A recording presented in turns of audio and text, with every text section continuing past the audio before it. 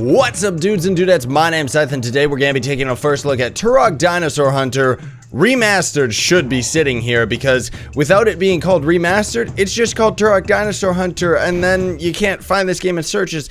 Anyways, the sake of this first look is mostly just to show off the gameplay itself, because I'm sure that if you are looking into this, you're a fan of the old Turok games, and I can already say right here, why aren't you playing this game? Because I've already, I actually already have played through the entire game, Monkey, and can confirm that everything is not only extremely stable, but the mouse and keyboard controls and even the controller support are absolutely astonishingly well developed. Like, it feels as if this game was built for the computer. Like, we're talking Quake and Half-Life level of tightness with these controls. And you know, they Night Dive, which is the company that brought this game to Steam, and as well as they brought Strife, they also, there he is, a bad guy over here. They brought Strife, they brought System Shock back, and now they actually have the licensing for Turok. So I'm very excited about that. As soon as I heard that, I started getting really excited,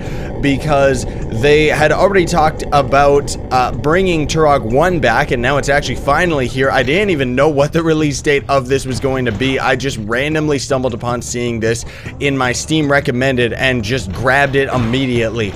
But the company is starting to work on Turok 2 now, and because they also have the franchise of Turok, they've talked about making their own Turok game eventually sometime in the future. But for the sake of this video and just talking about the first look, I just want to show you some, like, this is pretty much right here, the list of quote-unquote upgrades or additions to this game. So it's got like anti-aliasing, as you can see, like the graphics are a lot more crisp while still being the same low quality, I guess you could say.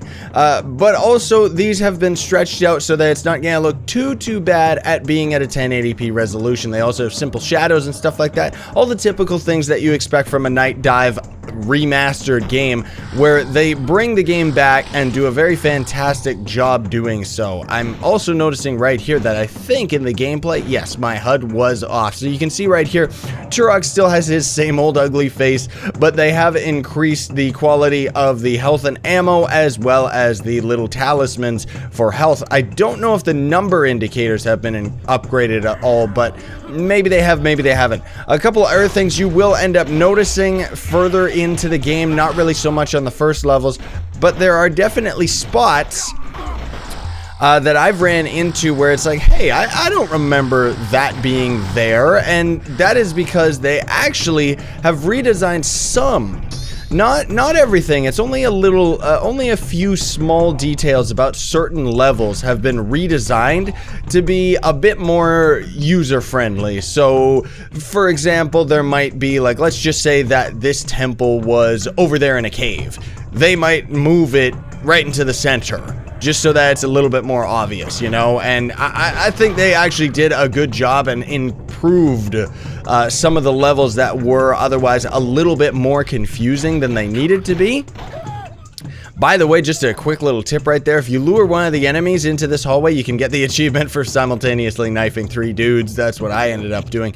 I want to actually go into, if we can get it, there's a bonus portal that hovers right around here, and that might be the last thing that we end up doing before calling it for this video, because otherwise, I mean, it's just a first look, and there's not really that much to actually explain about the game that I'm sure anybody just watching, like, it's so self-explanatory, you know, like everything about it is just great. And if you want like little details like that and you don't actually know what Turok is, suffice it to say, like, I'll give you a little bit of a backstory. So I grew up with the Turok series, like straight up. Turok 2 was my childhood. Turok 1 I would always rent, but I was never as big a fan of Turok 1 as I was of Turok 2. Now, I didn't know, but I was always, like, straight up, I was such a fan, I would just buy every single game. By the way, we can put a crosshair on, I just don't have it on just for kicks. I would buy every single Turok game everything in the franchise without question. I was that much of a fan, and I was always wondering why, after Turok 2 was such a huge hit, and in terms of its technology and advances in gaming and everything like that, it was really stepping the bar up. And I was always confused, how come Turok 3 is getting so low quality? And I didn't mean to rhyme either. Turok 3 ended up introducing cutscenes and stuff like that long before a lot of other games ended up doing it, including manual facial animations, which I'm sure were very, very difficult at the time.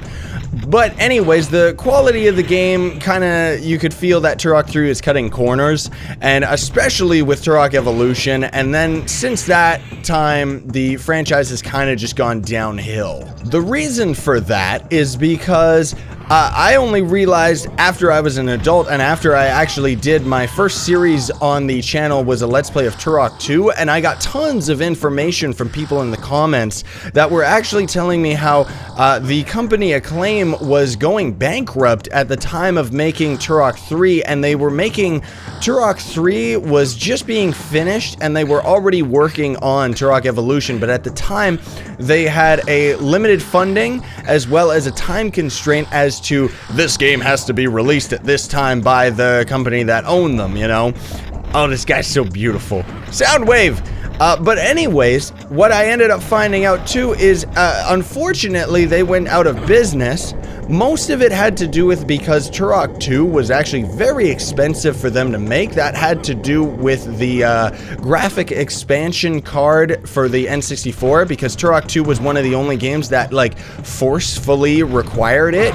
And let me tell you, I mean, it was all worth it. Like, that was seriously such an advanced game for the time. There are so many things that I can't even begin to mention that were advanced and way ahead of its time for Turok 2. Anyways, long story short, the company ended up going out of business, and then other franchises ended up getting their hands, or other companies, I should say, ended up getting their hands on the Turok franchise and kind of just butchered it up to that point. I mean, even Turok on 360 was a decent game, but I mean, it was nothing like Turok 1 and 2. Like, seriously, these games are absolutely tight and awesome. So anyways, the other thing too that was really cool about it was I also found out that afterwards, some, not all, of the developers that made Turok 1 and 2 ended up moving on to make the Metroid Prime series on GameCube. Now that, as soon as I heard that, it just made sense, because this was a company that was not only passionate about gaming,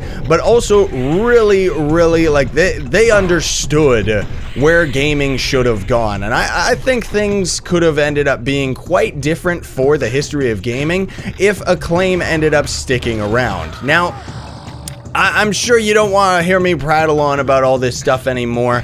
I just kind of want to take the opportunity to explain in this first look what ended up actually happening to Acclaim, so that you can end up telling your friends, because I was quite surprised and disappointed that the game ended up, like, the company ended up going bankrupt. So anyways, suffice it to say, Night Dive Studios now has the licensing for Turok, which is great because Disney had it before them and they weren't doing nothing with it. They were probably just going to wait until dinosaurs were popular again and then make some kind of terrible Turok movie full of CG or something like that. But anyway, Night Dive has the licensing. They have confirmed that they are working on Turok 2 right now as soon as they actually release this one. And if they do as good a job with Turok 2 as they did with Turok 1, I mean, seriously, just to give you a prime example, you know, I mean, as you've already seen with the gameplay, not to mention the 60 frames, the fluid controls, and playing this game with a controller works very, very well. But also the draw distance is another very big thing. So let's actually see right here.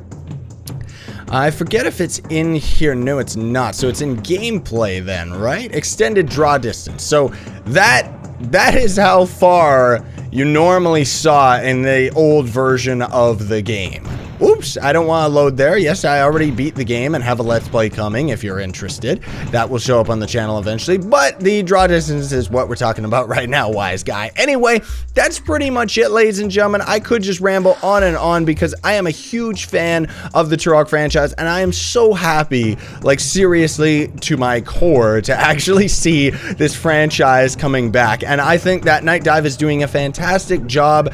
You know, even for publicity's sake, that is a great great decision for them to bring Turok 1 and 2 back, to bring the popularity back up before they end up making a whole new Turok game and hopefully bringing the franchise back. Anyways, thanks so much for watching, ladies and gentlemen. I hope you found this video helpful in your decision whether or not you want to actually purchase one of the most amazing games of all time, at least in this guy's opinion, because seriously, I grew up with these games, man, and it's just great to see it coming back and doing justice to the franchise. Anyway, sayonara and stay epic, everybody.